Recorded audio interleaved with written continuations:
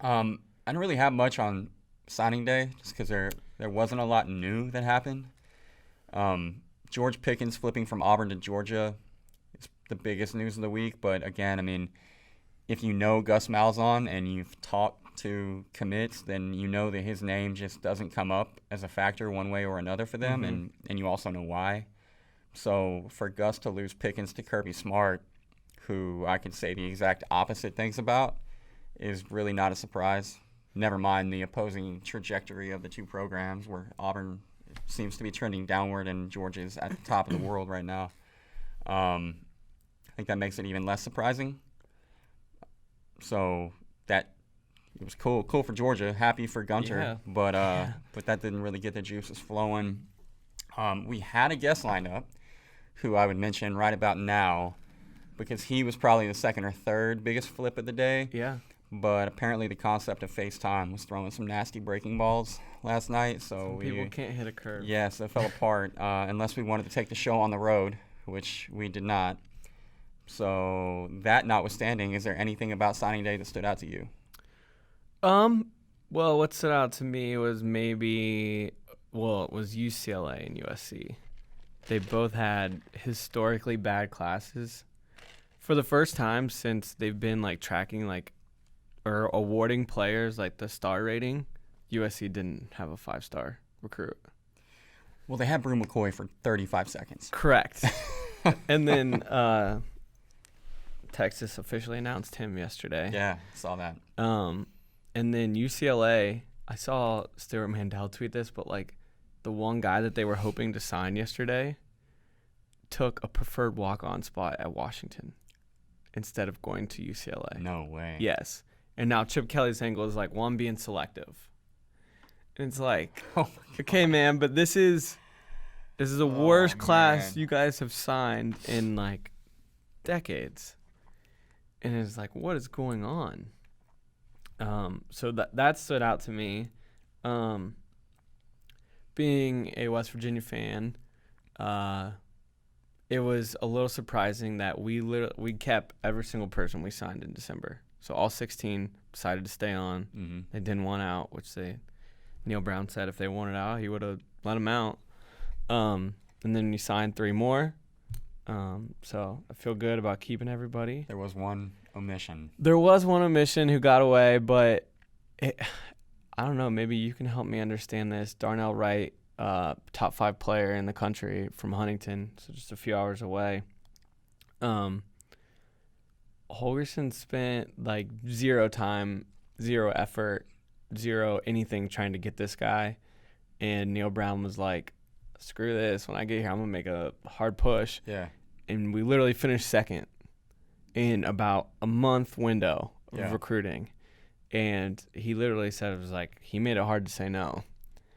And it is man, all it took was some effort, and we were second, to Tennessee, and Alabama was in the mix, and Ohio State. All the big dogs were in the mix for this dude. Yeah. And he and you just think if we were able to foster that relationship for a few years, he's probably staying at home. Yeah, I mean, I don't know. We've talked about the Dana recruiting thing. He hates it. And yet he stays in college. I mean, Dana could probably get an offensive coordinator gig in the NFL and just not have to do that anymore. And it's crazy too. The Athletic did a piece re-ranking the class of 2014, I think it was. And West Virginia would have finished 15th when they originally were 40-something. So he hit on guys. Yeah. But he didn't like doing it. And he didn't build staffs that liked doing it either. There's all kinds of stories coming out now that it was really unorganized when he was there, and it was just a mess when kids got on campus for the most part. And he even had a quote yesterday at his Houston press conference, I'm just glad recruiting's over now. Pretty much verbatim that. So see, that's crazy too, because it really should never end. No, recruiting is not over. Right now, you should be heavy into that 2020 If you class. look at all the schools' Twitter accounts, they're making some kind of graphic 2020, you're on deck. Yeah. And he just doesn't care. Yeah. And it's crazy that we still had the success that we had. Well, look, I think Dana's a genius coach. I think he's a great play caller. Mm-hmm. I think he's good at, once he has the guys in there, especially the older guys, I think he's really good at relating to them. I mean, it was pretty clear, not even after the year, during the year, but before the season even started, just talking to Will Greer or David Sills or David Long, all those guys loved Dana.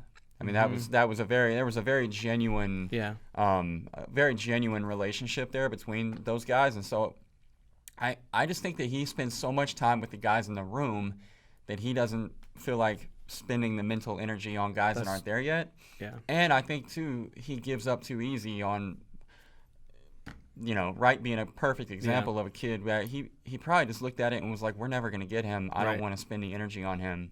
When in reality he had a shot. Yeah. And look, NCAA football, EA Sports, you need to start making that game again. Please figure out some way to make it. Come on. But anybody who's ever played that video game knows if you got a kid in your backyard who's a 5-star, you gotta keep him home. You go for it. Yeah. Because you never know. Yeah. So apparently Dana's never played video games.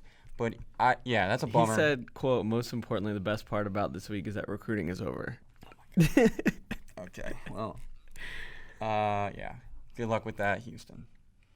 Winners and losers.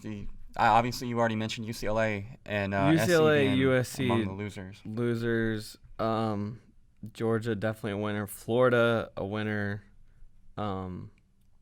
Florida State loser.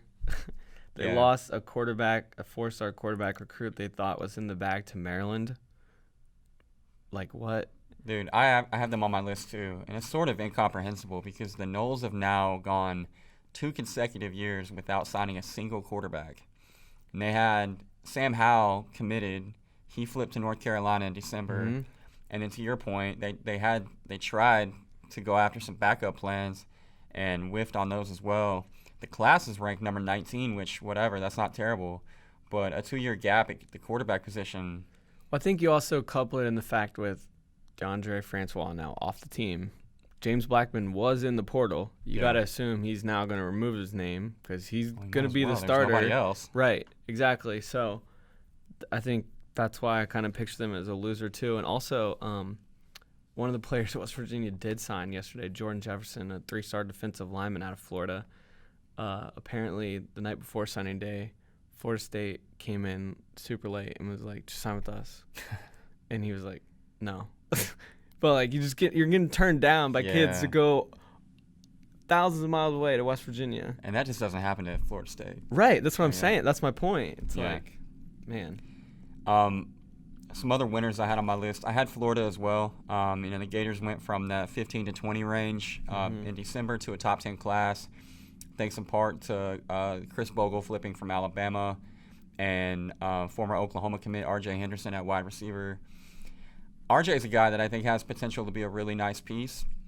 He just kind of fell out of the Oklahoma class, but that was way more about the simple fact that he's not Jaden Hazelwood or Theo Weiss, and far less an indictment on his potential to make a reasonable impact. I have Alabama on my list. Yeah, 2 of their guys flipped yesterday, but for one thing, they replaced Bogle in a roundabout way with Sofshire, who was an LSU guy, and they still signed for them. They signed 24 of the top 300. That's the most ever, right? That's a record. Somehow, like, Rivals still has Georgia as one. I mean, look, Georgia has a great class. Right. They had a big day. I just don't see how you can literally sign a record number of top 300 guys and not be the number 1 class. Recruiting services. Yeah. I'll just tell you. Yeah. So, I mean, Alabama, again, is a winner. That gets old. Ole Miss.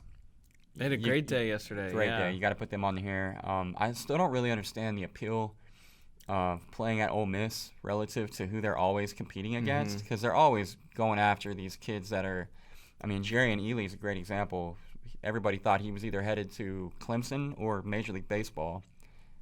And then he goes to Ole Miss, which I'm sure that they're probably still not out of the woods on the baseball deal. I'm not exactly sure what the details are there, but for Jerrion Ely to go Ole Miss over Clemson was a surprise.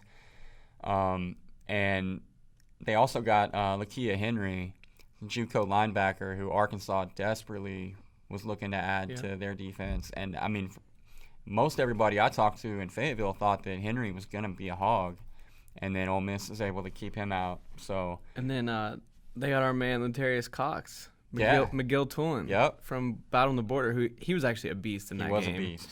He was originally committed to Tennessee, and he flipped. He's a 3-star, but he was really impressive in person. Yeah, I mean, for him, the reason that a guy like that is a 3-star, if you watch him play, it's obviously got nothing to do with what he's doing on the field. It was all about measurables for him. He's not a real tall kid. Mm-hmm. So yeah, that's a great get for Ole Miss as well.